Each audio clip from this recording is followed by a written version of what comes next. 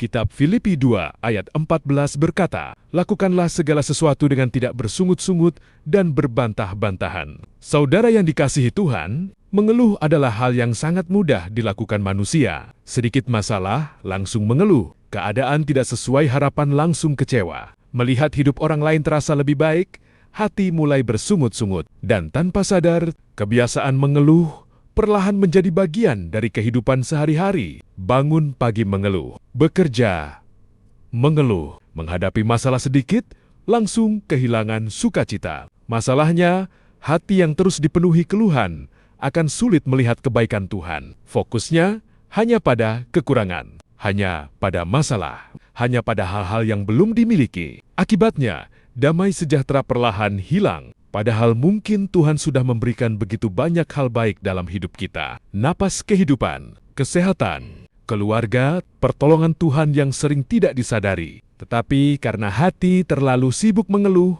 kita lupa bersyukur. Itulah sebabnya Alkitab mengajarkan kita untuk menjaga hati dari kebiasaan bersungut-sungut, karena ucapan syukur membawa hati lebih dekat kepada Tuhan. 1.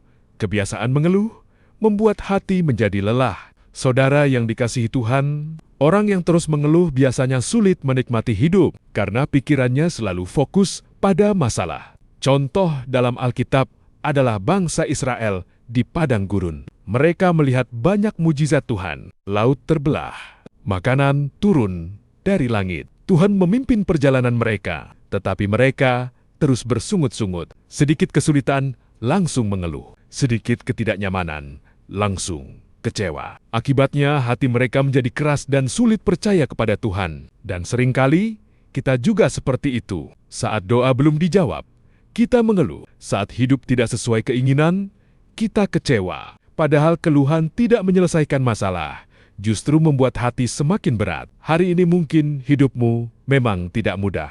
Tetapi jangan biarkan mulutmu lebih banyak dipenuhi keluhan daripada ucapan syukur, karena hati yang bersyukur memiliki kekuatan untuk tetap tenang di tengah keadaan sulit. 2. Orang yang bersyukur akan lebih mudah melihat kebaikan Tuhan. Saudara yang dikasihi Tuhan, bersyukur bukan berarti hidup selalu sempurna. Bersyukur berarti tetap melihat kebaikan Tuhan di tengah kekurangan hidup. Contoh dalam Alkitab adalah Paulus. Paulus mengalami banyak penderitaan, dipenjara, dianiaya, mengalami banyak kesulitan, tetapi Paulus tetap mengucap syukur kepada Tuhan. Mengapa? Karena fokus Paulus bukan hanya pada masalah, tetapi pada penyertaan Tuhan. Artinya, hati yang bersyukur membuat seseorang tetap memiliki